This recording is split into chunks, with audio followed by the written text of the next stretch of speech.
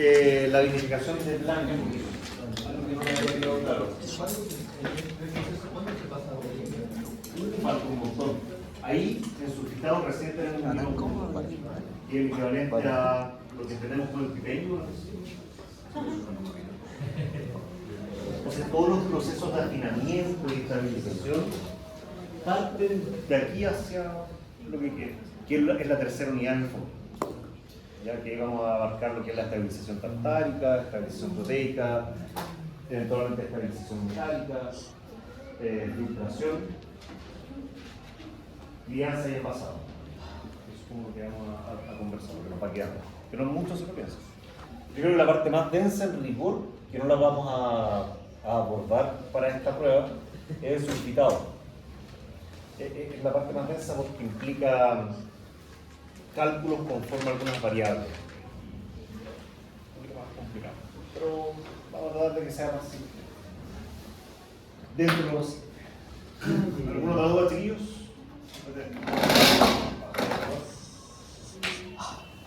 Seguro que algún día voy a romper una estrategia. Ya, vamos a hablar un poquito de espumantes. Es relativamente breve la clase en realidad, por eso también me aproveché para poder hacer este repaso al principio, porque por último, lo que no alcancemos a ver, lo pueden autoestudiar. Van a seguro que lo abordamos en la mesa. Los espumantes son un tipo de vino que en términos históricos tiene una gran relevancia, porque forman parte de un producto bien novedoso en su momento y que hoy por hoy presenta una interesante proyección de mercado. Ya, los espumantes son un segmento dentro de los vinos que ha iniciado una escalada respecto de sus exportaciones. Como bien dice acá, son vinos con dióxido de carbono. La primera parte que no se les olvide, son vinos. Por lo tanto, deben cumplir con lo que indica la legislación respecto de los vinos. Ya, con todas las métricas que corresponden a un vino, más las que lo definen como un vino espumante. El gas que nosotros encontramos en los espumantes es el dióxido de carbono. El dióxido de carbono que por ley debe provenir de un proceso fermentativo. Se dice que el origen está en Francia, donde un monje, la mayoría de los grandes inventos relacionados al alcohol están relacionados con los monjes y las abadías. La cerveza. Bueno, Pierre Perignon, hubiese un monje benedictino, de una manera medio accidental dio con la fórmula a través de la cual podía gasificar el vino. Ya se dio cuenta que, claro, fue muy bullado el caso, de hecho. Sí, pues si los monjes eran los encargados de producir y mantener el alcohol. No sé si eran borrachos, pero eran personas que les gustaba el arte de la fermentación. ¿Por qué tomar? O sea, eran los encargados como de la mantención del inventario, de las bodegas, que era donde se hacía el vino, la hidromiel, la cerveza.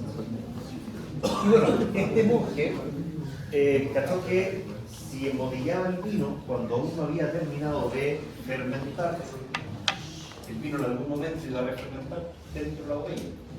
Y el gas, como no tenía para dónde escapar, aumentaba la presión interna de la botella y empezaba a disolverse el gas en el vino, hasta el punto en que eventualmente reventaban un corcho. Y eso es muy interesante porque al final genera una sensación gustativa muy diferente. Un vino tranquilo y un vino espumante son muy distintos, aun cuando los dos sean vinos. Por tanto, más dulce? no, que tuviese gas. La única diferencia entre un espumante y un vino tranquilo es el gas. Que tenga azúcar o no tenga azúcar es otra historia que no tiene que ver con el gas. ¿Vale? Nosotros le ponemos después algo para que quede dulce. Le ponemos mosto concentrado. Para que quede dulce, o sea, por los espumantes dulces. Le ponemos mosto concentrado para que quede dulce. Ya lo vamos a ir viendo. Y bueno, esa metodología fue cada vez más depurada hasta convertirse en este método que se llama Champenois, que es la metodología tradicional a través de la cual se gasifica el vino. A partir de esta historia es que se genera una champaña súper famosa que es Dom Perignon, un no sé si la conocen o la han visto alguna vez en alguna película, es una etiqueta súper conocida, en fin. Una marca muy potente de la empresa Moët & Chandon, una empresa francesa, evidentemente, porque dicho sea de paso, champaña es una denominación de origen. Esas son las champañas que se tiran los buchones en México solamente para calentar. ¿Ah, sí? No lo sé. Las compran solamente para... Bueno, son re caras en realidad. Una botella de esta acá cuesta sobre los 170.000 pesos. Para sacar una idea. La añada más barata está como en 190. Un poquito menos que los materiales. Así que sí, pues, claro, si quieres pavonearte, probablemente esta es la vía. En fin. Champaña, como decíamos, una denominación de origen súper importante. Yo creo que una de las más famosas a nivel mundial. La champaña o champán se puede producir únicamente en esa región y en ciertas partes de esa región. Ya que una región relativamente al norte, dentro de lo que es Francia. Y el prestigio de esta denominación de origen implica que los vinos también alcanzan altos precios. Las champañas más baratas que llegan a Chile tienen un precio de por lo menos unos 35 o 40 mil pesos. Pensando en champán. Antiguamente, la palabra champaña o champán podía aparecer en las etiquetas. Ustedes la podían encontrar. Este es un ejemplo real de, no tengo un ejemplo propio, así que busqué la foto, me costó un mundo pillar una en la que apareciese la palabra champaña. Pero Valdivia es una marca que todavía existe y ahí dice champaña. Los franceses, cuando se dan cuenta de esto, en la medida en la que también Chile y otros países se van abriendo hacia el mercado de la exportación de vinos, hacen un paralelo, claro, exactamente, estaban usando su denominación de origen que tiene siglos de antigüedad. Entonces dicen, no, esto no puede ser, la palabra champaña tiene que desaparecer de las etiquetas de los productos que no son champaña, es decir, que no provienen de la región de Champagne en Francia. Y bueno, entonces, ¿qué se le pone a eso? De allí es que efectivamente el nombre vino espumante es cuando aparece y así es como se catalogan estos vinos. Pero bueno, dentro de las limitaciones de uso de la palabra champaña o champán están todas las alusiones a ese término. De hecho, uno no puede colocar champenois en la etiqueta, porque también hace alusión a champaña. Entonces, bueno, esta transición de nombre fue progresiva, al menos así lo permitieron a propósito del fallo a favor de Francia. Y el cambio de las etiquetas hacia el nombre de vino espumante tuvo un tiempo. Es decir, se le dio tiempo a las empresas para cambiar el nombre. A nivel de las exportaciones fue más cortito el plazo, un par de años. Para el mercado nacional fueron cerca de 4 años de plazo, porque había muchas etiquetas impresas, es un costo alto, la etiqueta sale cara. Y bueno, y los productores de vino espumante, ex champaña, sintieron que claro, les bajaban el pelo por este cambio de nombre. Entonces la gente no iba a entender qué diablo significaba vino espumante y no champaña. Ustedes ven a la gente más adulta, todavía le dicen champaña, y es porque ellos conocieron el antiguo, ¿cierto? No es tan antiguo. Claro, y uno le dice, no, pero es vino espumante, es lo mismo. Efectivamente, para ellos es lo mismo, porque la etiqueta lo es. En Chile se hace principalmente los espumantes con Chardonnay y Pinot Noir. Son las dos cepas que más se usan. Sin embargo, la champaña como tal también incluye una variedad de tinta que se llama Pinot Meunier. En Chile es muy poquito, así que no se usa prácticamente nada. Excelente tu pregunta. ¿Han visto algún espumante tinto? No. Ya, en el mercado nacional no hay. Tintos, así 100% tinto, pero que sea chileno, nunca. Una sangría más que obispo. No, pero eso es un cóctel de vino. Pero así como un vino espumante, vino, en Chile al menos no se hace. ¿Ya? No porque la ley lo impida, sino porque en realidad el mercado los desconoce. La chicha parece un poco. Dicho esto, si ustedes van a Argentina, puede que tengan más suerte y encuentren algún espumante, literalmente un espumante que sea tinto. Yo he probado de Malbec, Syrah y Bonarda. Son fabulosos. Sí, la verdad es que sí. Pero son diferentes, pues son raros, es muy, muy extraño encontrar eso en la copa, de verdad que tiene un sabor muy diferente. Bueno, la cosa es que acá en Chile somos más conservadores, más como de un uso bien particular del espumante, lo usamos para celebrar, como para, sí, para alguna ocasión como de celebración. Y nos gusta que sea bonito, y lo bonito es algo transparente, prístino, bien bonito, como brillante, rosado cuando mucho, ¿cierto?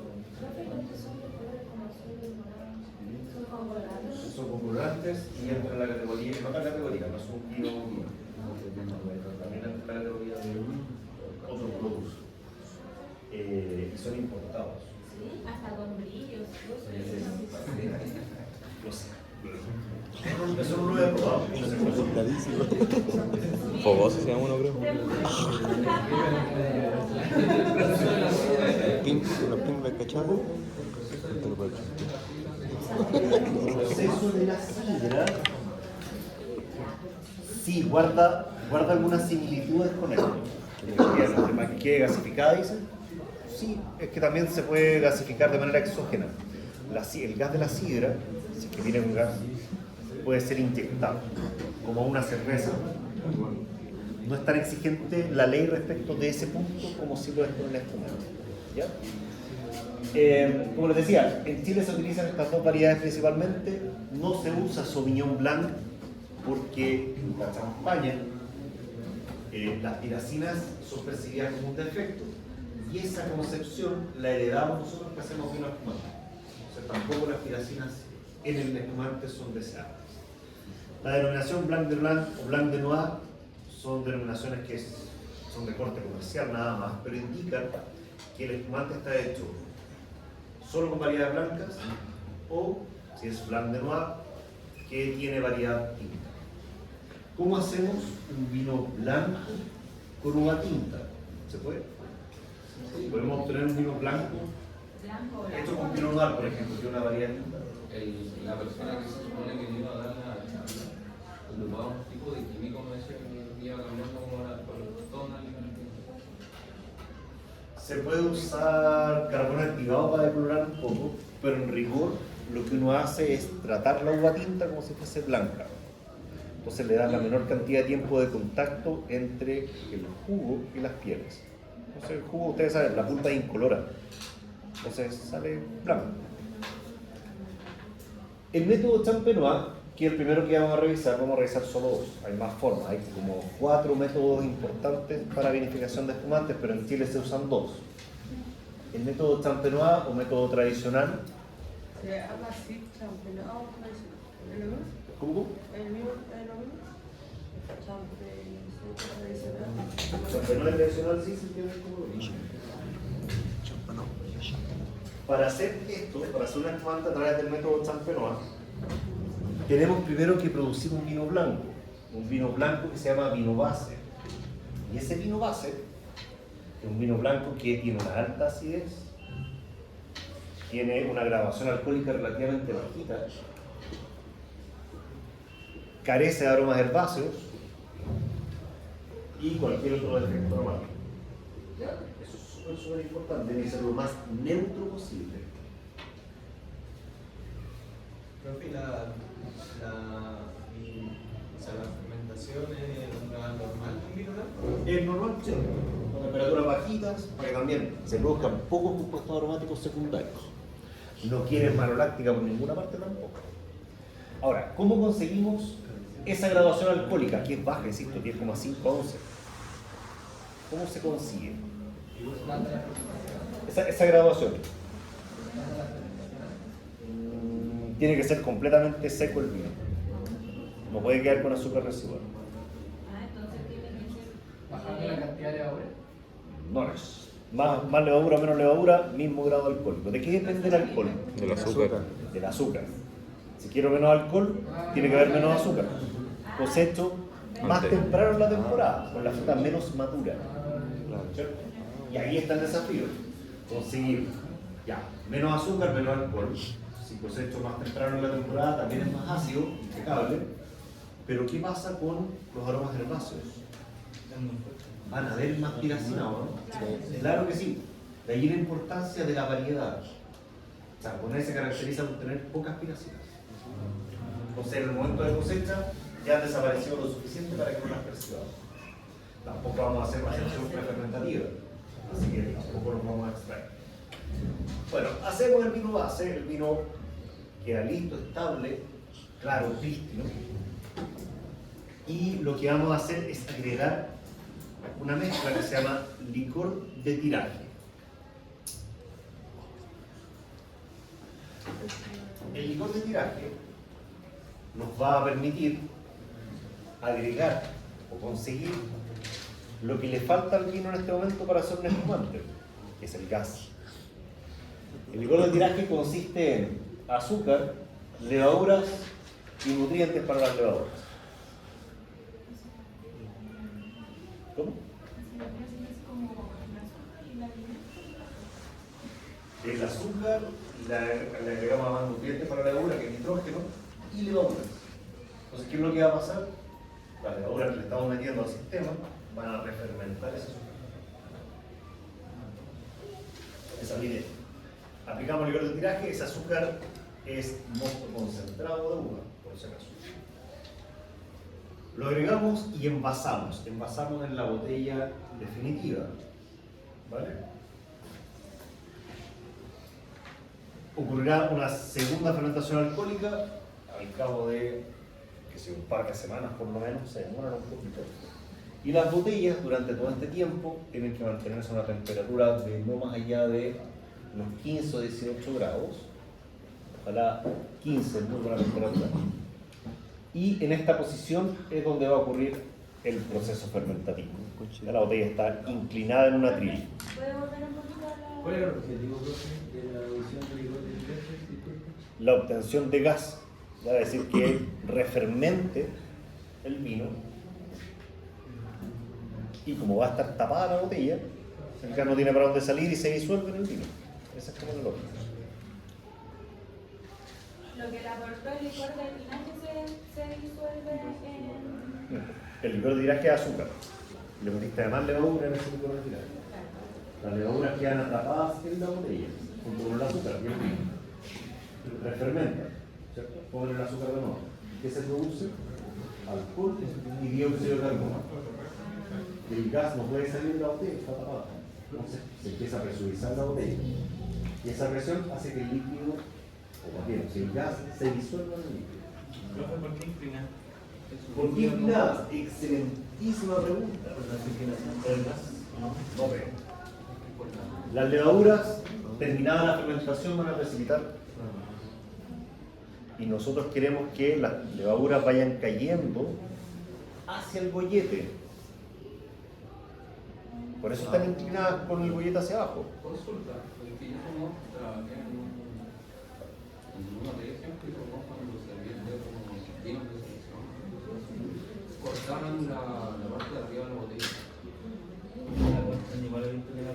Pero las mantenían guardadas de esa misma forma. ¿A qué se debe? Le sacan el corcho de la toma. No le sacan el corcho, al contrario. Hacer la decapitación de la botella. Y al cuello la...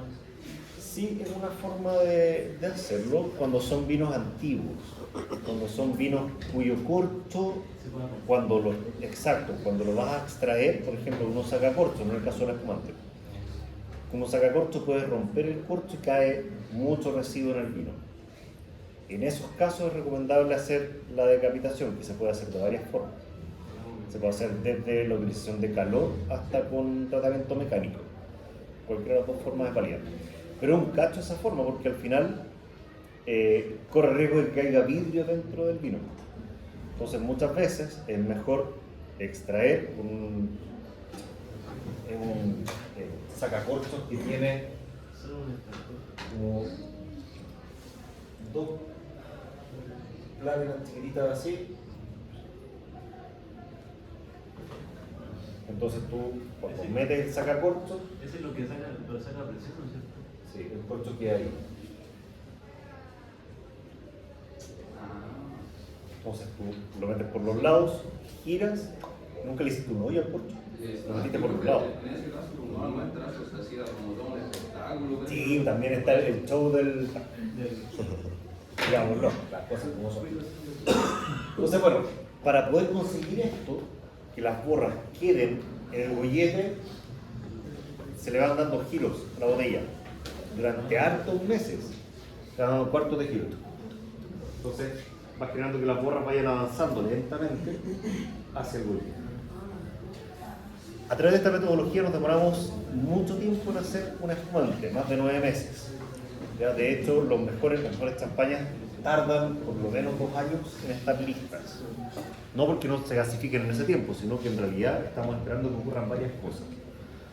No solamente el tránsito de las borras hacia el gollete, sino que también la autólisis de las levaduras.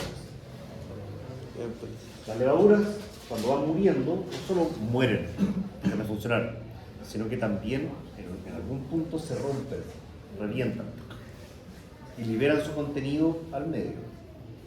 Y este contenido, en las paredes celulares particularmente, hay algo que se llama manoproteínas.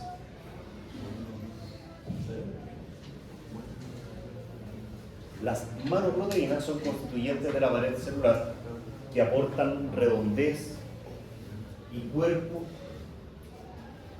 al vino en este caso, al vino azul. ¿Qué son, profe? ¿Qué son? Constituyentes de la pared celular. ¿En esa autólisis también es que se libera el gas? ¿Cómo? ¿En esa autólisis es que se libera el gas? No, el gas se produce por la fermentación misma. Entonces, bueno, estos giros pueden ser automatizados. Ahora existen estas alternativas que ahorran mucho tiempo, dinero y trabajo, evidentemente en condiciones mucho más controladas también. Una vez que logramos, tras varios meses de trabajo y reposo de la botella, esta condición, tenemos un espumante que es estable microbiológicamente, las levaduras ya se murieron, todas probablemente, y tenemos las borras aquí abajo.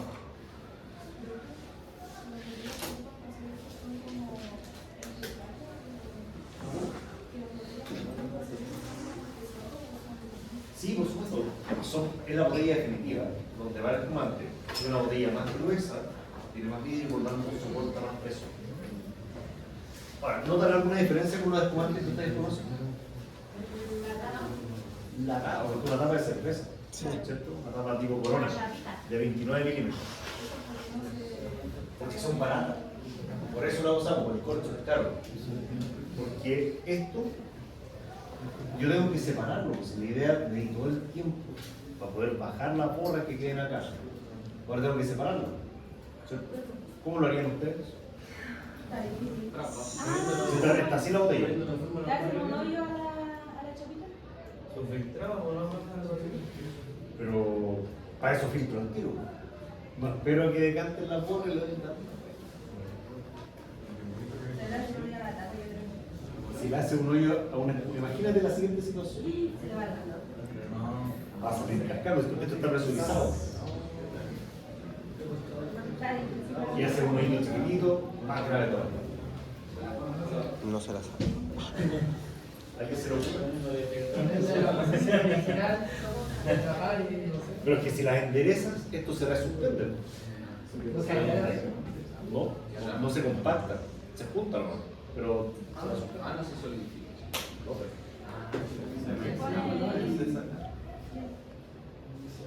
Se bota lo primero. Necesitamos gelatina. Pero tenéis que abrir la cuestión. Sí. Se congela. Bien, excelente. Lo que hacemos es tomar la botella inclinada, se sumerge el gollete, se congela esto y al congelarse retiene la borra. ¿Y no se revienta la botella? ¿Se la tira a misa? No, porque está congelando una parte, no, solamente el gollete. Pero ya tiene gas. Pero yo creo que se congela lo más. No congela el gas, se congela el líquido. Y la botella nunca está completamente llena, siempre no deja el espacio. Tiene como el Creo que se vende así con tapas de... No, con corcho, ¿no? congelamos acá y luego tenemos que sacar ese tapón congelado, ¿cierto? Ahí vamos a perder, bueno, vamos a sacar las borras, que es lo que estamos buscando, pero perdemos un poquito de vino, ¿cierto? Toca rellenar la botella. Ese relleno se hace con el licor de expedición. Entonces, congelamos el gollete, degollamos, hacemos el degüelle, De huella. Y agregamos licor de expedición, que aquí es como la receta de la abuelita. Con lo que rellenemos ese espumante es súper variable. Puede ser con un vino dulce, puede ser con mosto concentrado, el mismo vino, una mezcla de un vino con un licor, un montón de cosas. Eso es de verdad, de real secreto de la abuela. Pero la idea es que el licor de expedición no solo me permite completar el volumen, sino que también ajustar el nivel de azúcar con el que queda el espumante. Es lo que estaba explicando, que puede ser azúcar, vino, licor. Venden en una máquina que es una especie de como lavadora o centrífuga antigua, redonda con varios hoyitos, para que quepa la botella. Se posicionan las botellas, las deja reposar, adentro hay licor que está pasando a menos 10, como a menos 10 o menos 12 podría llegar.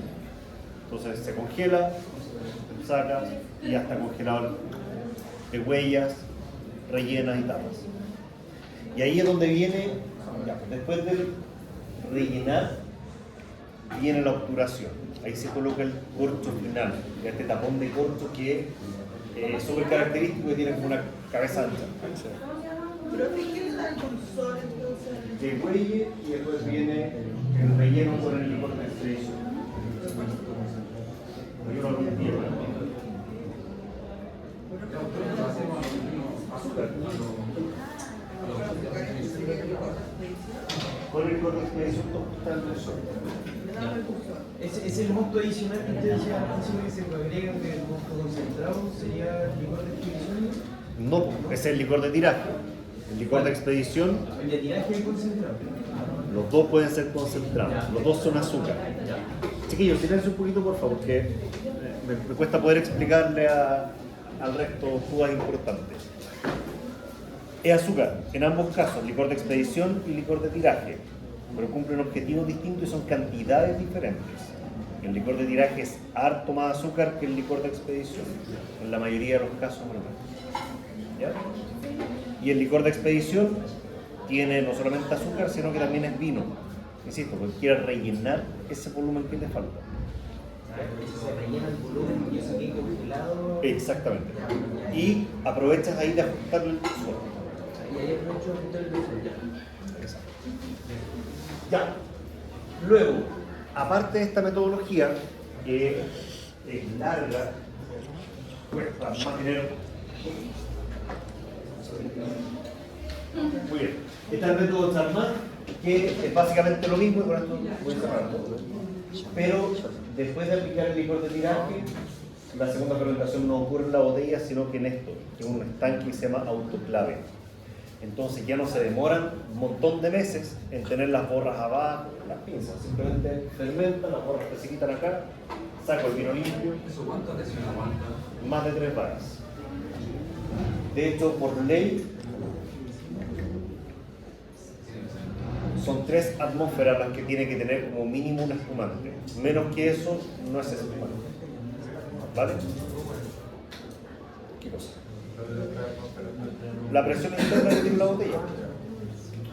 Y esto también es relevante, que para que lo revisen después, es la cantidad de azúcar que tiene cada categoría de espumante. Existen los espumantes Brut, ¿cierto? Ya, Brut significa que tienen menos de 12 gramos por litro. Si es un Dexel, tiene entre 21 y 50. ¿Vale? Por lo tanto, tienen contextos de uso diferentes. Ya, eso significa.